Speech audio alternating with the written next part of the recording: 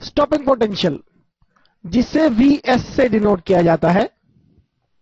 It is the minimum potential for which minimum reverse potential for which the photoelectric current in the circuit becomes zero.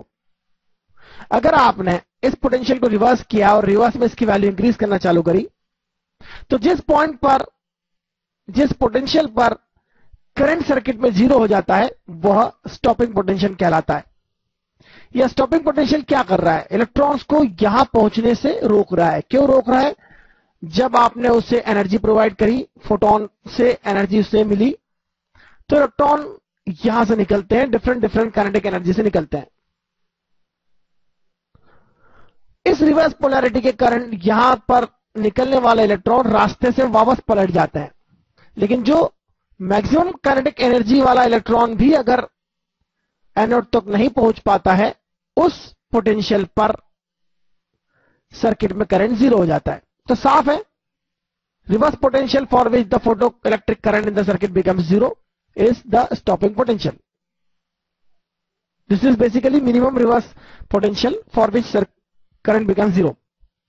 But current जिस point पे zero हो गया है, इसका मतलब maximum kinetic energy वाला जो इलेक्ट्रॉन था वो भी यहां नहीं पहुंच पा रहा है. तो इक्वेशन कैसे लिखी जाएगी? h nu minus phi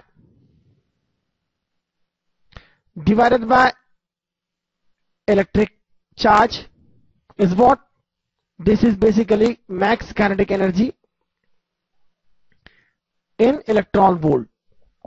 तो मैक्स काइनेटिक एनर्जी कितनी होगी? अगर आपने Vs पोटेंशियल यहां पर अप्लाई किया है, अगर आपने Vs पोटेंशियल यहां अप्लाई किया है और इलेक्ट्रॉन यहां से यहां तक पहुंचते पहुंचते अपनी सारी काइनेटिक एनर्जी लॉस कर देता है, इसका मतलब वो Vs electron volt energy gain कर लेता है. जितने की उसकी मैक्सिमम पॉसिबल काइनेटिक एनर्जी वाला जो इलेक्ट्रॉन था उसकी बात कर रहा हूं मैं. मैक्सिमम पॉसिबल काइनेटिक एनर्जी वाले इलेक्ट्रॉन की जो काइनेटिक एनर्जी थी वह हो जाएगी आपका Vs इलेक्ट्रॉन वोल्ट, क्योंकि वो Vs वोल्ट से रिटार्ड होता है. तो यह होगा Vs obviously electron volt. Maximum kinetic energy जो होगी Vs इलेक्ट्रॉन वोल्ट के इक्वल होगी. तो सीधे सीधे Vs की वैल्यू आप फाइंड कर सकते हैं h nu minus phi by E.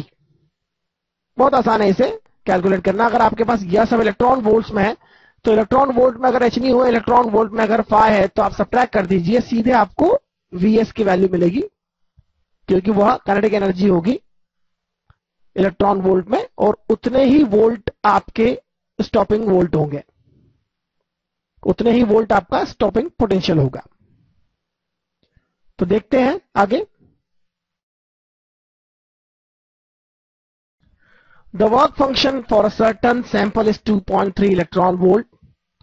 The stopping potential for electrons ejected from sample by 7.0 into 10 to the power 14 Hertz electromagnetic radiation is. Work function. Work function is given in electron volt, while frequency is given for the electromagnetic radiation. Formula use करेंगे. Work function के लिए हम अगर electron volt लेना चाहते हैं तो stopping potential का यह फॉर्मूला यूज होगा. Stopping potential is h nu by E minus work function in joule divide by E.